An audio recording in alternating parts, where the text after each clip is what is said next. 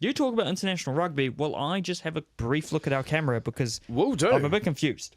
Will do, and I definitely want to talk about international rugby because there's been quite a bit going on. Japan beat Georgia 25-23. Uruguay got the win over Romania 31-21. Fiji got the win over Spain 41-33. Portugal got the win over Canada 33-27, close one there. In a game where Ireland had 5 cards, 4 in the first half, 1 red and 4 yellows. South Africa still beat them in what should have not actually been that close, but it was 24-13. France beat Australia in a high-scoring game, 48-33, and then Italy beat Chile 34-19, and then Scotland put the brakes on Tonga 56-0. And then in a game I watched this morning where Argentina marched 70 meters down the field, get a penalty when they should have tapped it, in my opinion. They go for the line out, lose the line out, and they lose after coming back 17-3 down to England, 27-23.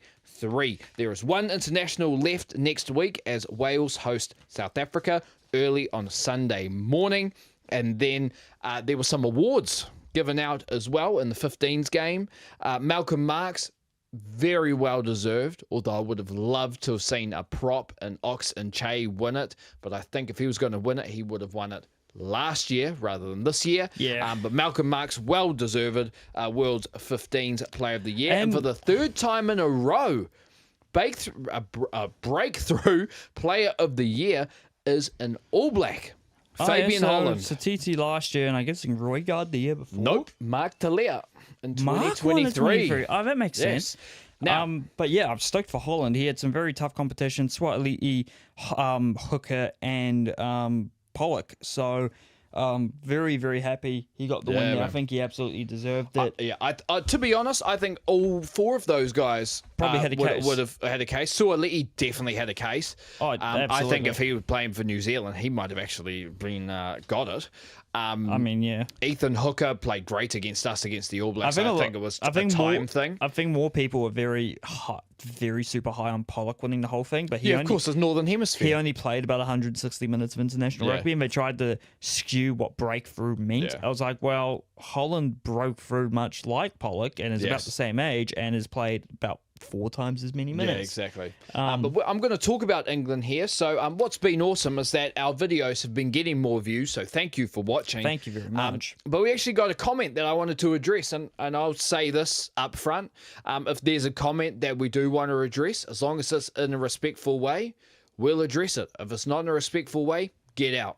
So we got a comment here. Be interesting to know why you think England are going to come off the gas. This is from when we talked about the England All Blacks game. They have one of the world's best coaching teams right now. They're young and only getting better. Probably top 3 team in the world right now. I would agree with that.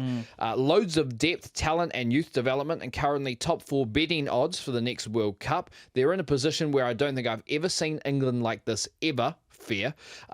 Favourites for the next 6 nations, especially in the form they're in now.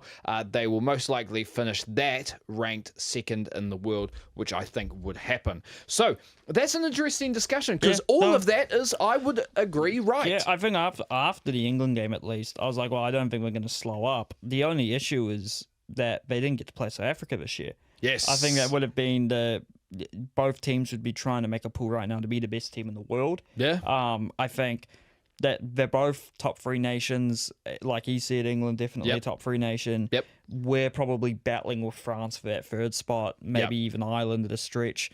But no, England are clearly doing it right. They've got good pathway systems. They've got their own professional league, even if it's not as big as it used to be. Yeah. They've got plenty of talented youngsters. They've got plenty of talented older players. Yep. They still do recruitment well when they need when they know if someone's able to play for England, they'll usually stump the cash up. Let's be honest, it's where we probably wish the All Blacks were now. Yeah, I think it very much is. But obviously, it'd be interesting to see how long they can sustain it for. Obviously, the cards are all in the right place for it to be a thing for a little bit now. Like still carrying it on 6 nations, be up there. Who we don't play, we don't host them, and nations We've got the Nations Championship starting next year. We are hosting France, and I think we are hosting Italy, and I think we are hosting either Ireland or Scotland. I don't know. We'll have more news about that when it comes closer to the time. Yeah, so it's... Yeah, and I said this to you off camera. Thank you for the comment, by the way. Thank you very much. And this in a respectful way. Love it. Yeah. But I said to you, when England get into finals, grand finals, or sometimes semi-finals, outside of 2003, where they had to grind out that game to win it against Australia, probably the best team they've ever had. Yeah, they haven't hit the mark. No.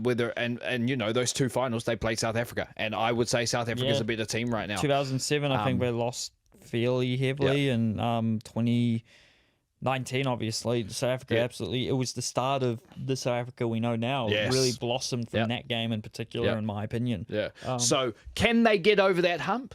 My guy who comments has said, they have the potential to do it. They're in a very good position too.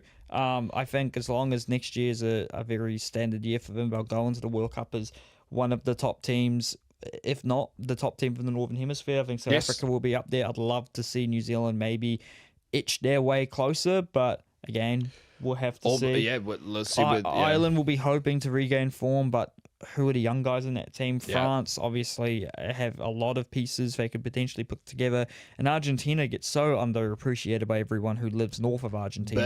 Big facts. Please consider Argentina because they could easily make the semis. But the draw for the Rugby World Cup will be in a couple of weeks too. We are in pot 1, obviously. Australia are in pot 2. There is a chance that we draw Australia in the group stage. That would be an insane opening game for the World Cup, and it would be the second World Cup in a row. Third World Cup in a row. We open up with a really difficult first game because we had France. And I think we had South Africa in our first game in 2019 as well. Yes, we did. Who went on to win the whole thing. 2015, I don't think we had anyone as big. No. But yeah, interesting. We'll talk about the World Cup draw when it happens. But yeah, England very much on the rise. Would love to, but I can agree with that. They did almost go down to Argentina. Argentina maybe feeling a bit aggrieved they couldn't take that win, but Also, I'm saying it now. I hope the English will appreciate it. Pollock is a right English prick. Don't call out players. No, I'm not. I'm not calling him out for his play. I think he's great, and it has. You're still calling him amazing. out. Yeah, I know. And amazing potential. But man, he's freaking annoying as frick. I mean, if he can just mature just a little bit and keep that same fire. He's going to be one of the best loose forwards England's ever had. If he's going to be in international camps with Maro Itoje, I think he'll probably learn. Yeah, Maro Itoje's world class. Don't even get me started on that guy. He's a world class player, world class person as well. So yeah, but like I said before, you have comments like that, and maybe we address them on here. I'm going to keep saying this. I'm sure Simon will agree with me. As long as you keep it respectful, we'll always respect your opinions, and I hope the rest of the comment section does as well. Maro Itoje, the only England rugby captains to ever have lunch with DJ Khaled. Well, there you go. Because there is a video. It just starts with him going, it's a very funny video. You know, DJ Khaled, he just says random shit. It's just him on the camera. Just Gatorade. He's like, he just goes, you ever play rugby? And then he just panned. It's just like a bewildered Maro Itoje, like eating some fruit. That's getting clipped. Oh, of course.